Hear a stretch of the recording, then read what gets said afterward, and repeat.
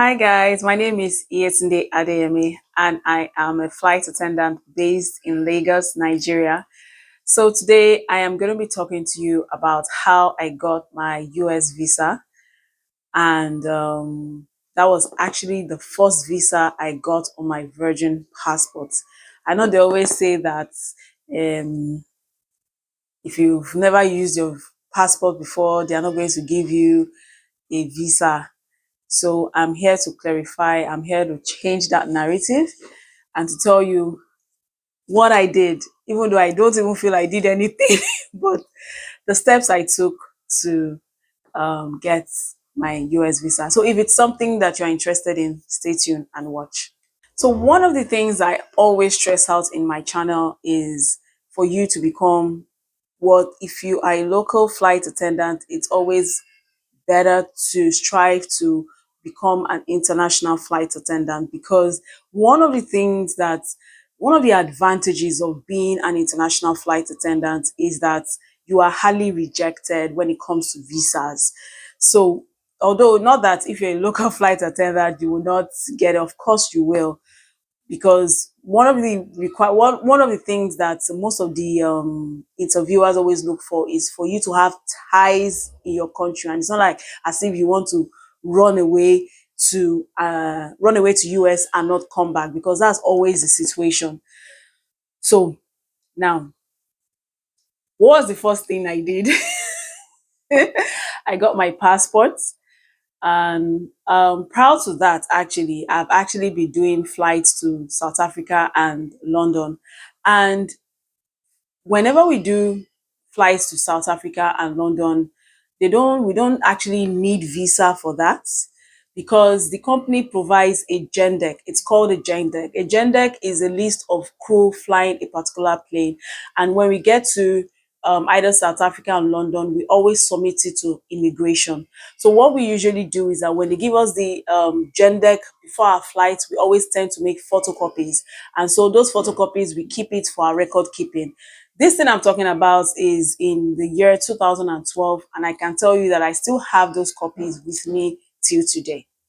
So, however, that was not why they actually gave me the US visa, because they didn't even ask me for anything. The only thing they asked me was what I do for a living. So, um, I got an agent to fill the form for me, because I didn't know how to go about filling the form and I didn't want to fill the wrong things. And so I got an agent who filled the form for me and helped me with the pictures, because there are certain requirements when it comes to the pictures. And I just had my first daughter. No, sorry. I was pregnant then. I was pregnant then. So but it wasn't, I think I was just 2 months pregnant then, so it wasn't even visible. So um I got I start from I got an agent to fill my form for me and help me with the pictures requirements, because it's they have their requirements. That I paid my visa fee. I remember that it was UBA that they were using. I don't know if it's the same, I don't know if it's still the same UBA, but UBA, we paid visa fee.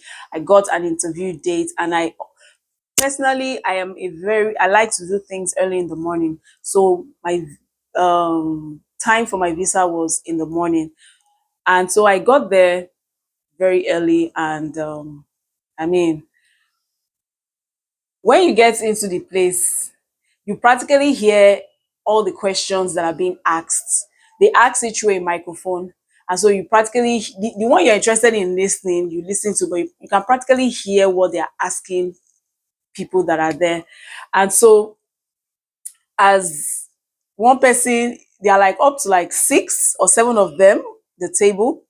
And so we are constantly listening to hear, oh, your visa is approved, your visa is approved, and all that. So as we're going, this particular lady, all the 4 people that actually went to her, she didn't give any one of them.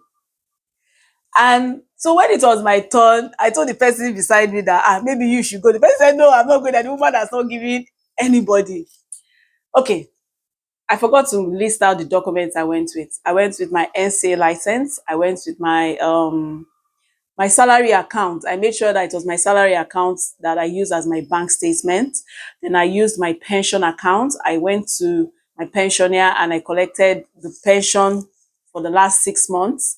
And my savings, I collected it. So I didn't even do, some people say they will go and collect money. I don't know, but these are the things that I did. So I went to the lady. I was like, okay, fine. If they deny me, fine. They've denied me. So I went to the lady, and the lady just asked me what it is that I did for a living. And I told her I'm a flight attendant. And she told me, which airline do you work for? I told her the airline I work for. And the next question she asked me is that, do you have proof of your employment with that airline? I said, yes. And I gave her my employment letter.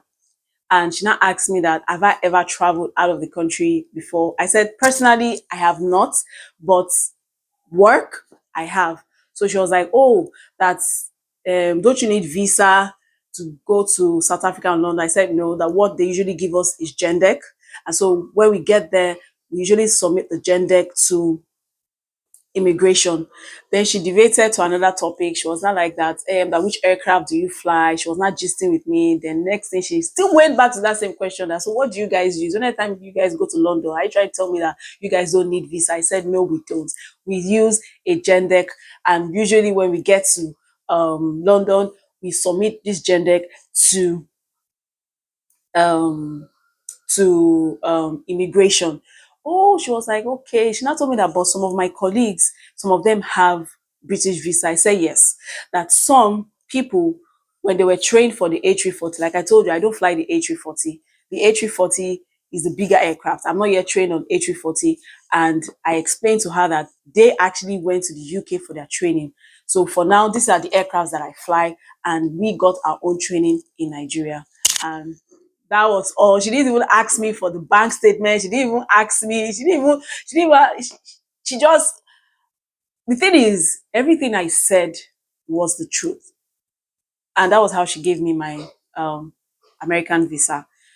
Even when I went back to apply for my daughter, when I went to apply for my daughter, they just asked me what I did for a living, and they asked me when I'm planning to travel. Okay, and did I request for leave at work?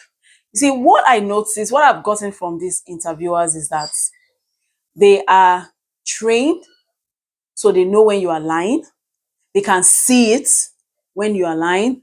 The best thing is just for you to be honest.